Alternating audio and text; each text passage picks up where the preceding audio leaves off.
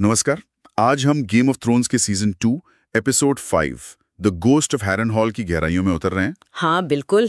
ये एपिसोड काफी पिवटल था, है ना? मतलब कई चीजें बदल गई यहाँ से। हाँ बिल्कुल, और हमारे पास इसके विश्लेषण के कुछ नोट्स भी हैं, तो कोशिश करेंगे कि इसके जो मुख्य पहलू हैं उनका मतलब समझें। हाँ, ये वो टाइम है जब 5 राजाओं की जंग में ना समीकरण तेजी से बदल रहे थे। हर तरफ नए खतरे। तो चलो शुरुआत करते हैं सबसे चौंकाने वाली घटना से, रेनली बराथियन की मौत। ओ हाँ, वो तो मतलब स्क्रीन पे देखकर भी यकीन नहीं हुआ था पहली बार में। बिल्कुल, स्टैनिस से बात चल रही है और अचानक वो मेलिसेंड्रा का काला साया, और बस रेनली खत्म। कैटलिन और ब्रियन को तो भागना पड़ा वहां से। हाँ, और इस एक मौत ने ना पूरा पावर बैलेंस हिला दिया। 5 राजाओं की जंग का जो समीकरण था वो एकदम बदल गया। सही बात है। रेनली की जो इतनी बड़ी सेना थी, सबसे ज्यादा ताकतवर मानी जा रही थी, हाँ, उसका बड़ा हिस्सा वो स्टैनिस के साथ आ गया। स्टैनिस जो पहले थोड़ा कमजोर दिख रहा था, वो अचानक से बहुत मजबूत दावेदार बन गया राजगद्दी का। हाँ, ये दिखाता है कि लॉयल्टी कितनी जल्दी बदलती है जंग में, और वो भी जादू से हुई मौत। मेलिसेंड्रे का वो काला साया। एग्जैक्टली ये सिर्फ मिलिट्री ताकत की बात नहीं थी, इसने ये भी दिखा दिया कि इस लड़ाई में अब सुपरनैचुरल ताकतें भी शामिल हैं। मतलब अब जंग के नियम बदल रहे थे। सही कहा। अच्छा, उधर किंग्स लैंडिंग में भी काफी कुछ चल रहा था। टायरियन को पता चलता है कि सर्सी वो वाइल्ड फायर जमा कर रही है, बहुत सारा। हाँ, वाइल्ड फायर, वो खतरनाक हरी आग। टायरियन फौरन समझ गया कि ये स्टैनिस के हमले के लिए है। और टायरियन बस पता लगा के रुका नहीं, उसने फौरन प्लान बनाना शुरू कर दिया कि इसे कंट्रोल कैसे करें, शहर की रक्षा के लिए कैसे इस्तेमाल करें, लॉन्चर वगैरह बनाने की बात। हाँ, यही तो टायरियन की खासियत है। वो हमेशा 2 कदम आगे सोचता है। वो जानता था कि स्टैनिस का हमला अब लगभग तय है, रेनली के हटने के बाद तो और भी ज्यादा। तो वो तैयारी कर रहा था, जहां सेर्सी शायद गुस्से या डर में इस्तेमाल करती, हाँ हाँ, टैरियन उसे एक स्ट्रैटेजी के तहत यूज करना चाह रहा था। लेकिन वाइल्ड फायर का नाम ही शहर में एक डर फैला देता है। ये दिखाता है कि खतरा कितना बड़ा था। बिल्कुल। अच्छा, अब चलते हैं हैरनहॉल। वहां का सीन भी बड़ा दिलचस्प है।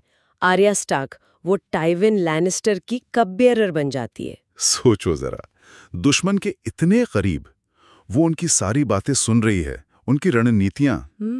कितना खतरनाक खेल था ये। हाँ, और तभी एंट्री होती है जैकिन हगार की।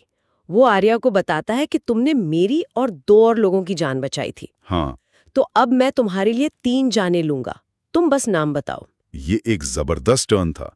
आर्या के हाथ में अचानक इतनी शक्ति आ गई, और उसने पहला नाम किसका चुना? द टिकलर, हाँ वो गार्ड जो कैदियों को टॉर्चर करता था। हाँ, मतलब ये सिर्फ बदला नहीं था, ये आर्या के लिए एक तरह से सर्वाइवल का नया टूल था। वो अब सिर्फ भाग नहीं रही थी, वो पलटवार कर सकती थी। सही।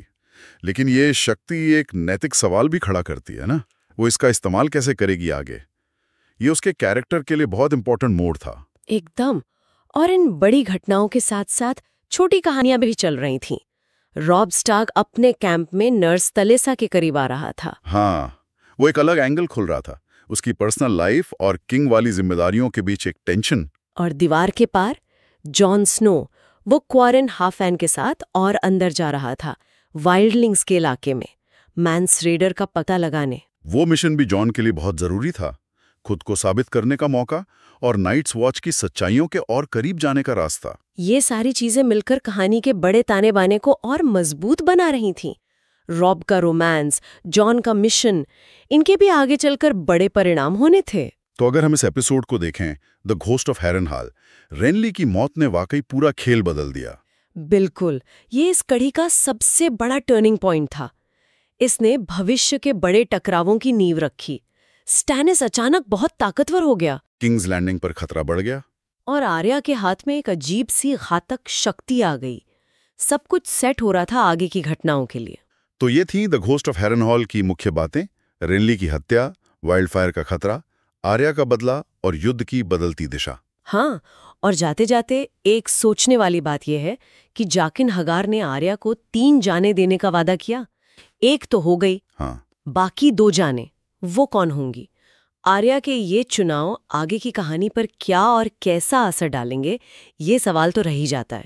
दोस्तों, अगर आपको हमारी ये थ्रिल और सस्पेंस से भरी कहानी पसंद आई हो, तो अभी सब्सक्राइब करें, लाइक करना न भूलें और इस पॉडकास्ट को अपने दोस्तों और गेम्स ऑफ थ्रोन फैंस के साथ शेयर जरूर करें। आपकी हर लाइक और सब्सक्रिप्शन हमें और भी एपिक कंटेंट बनाने के लिए मोटिवेट करती है।